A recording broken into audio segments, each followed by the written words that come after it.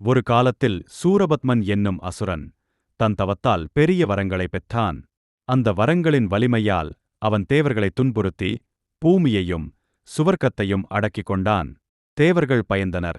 அனைவரும் சிவபெருமானை அடைந்து அருள் கேட்டனர். அப்போது சிவபெருமானின் மூன்றாம் கண் ஜோதி ஒன்றாக எழுந்து அதிலிருந்து அருமுகன் பிறந்தார். கங்கே, கார்த்திகை தேவியரால் வளர்க்கப்பட்ட இந்த தெய்வீக குழந்தைதான் முருகப்பெருமான். அவன் வளர்ந்ததும் வேல் ஆயுதத்தை அம்மையார் பார்வதி தந்தார்.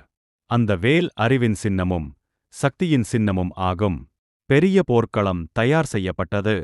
முருகப்பெருமான் தன் மயிலின் மீது ஏறி சூரபத்மனின் படைகளை எதிர்த்தார். சூரபத்மன் எத்தனை முறை உருவம் மாறினாலும் மலை, மரம், விலங்கு, முருகன் தன் வேலால் வென்றார். இறுதியில் சூரபத்மன் பெரிய மரமாக மாறினான். முருகன் தன் வேலால் அதனை இரண்டாக பிளந்தார். ஒரு பகுதி மயிலாக ஆனது. அது முருகனின் வாகனமாக இருந்தது. மற்றொரு பகுதி சேவலாக ஆனது. அது முருகனின் கொடியில் இடம்பெற்றது.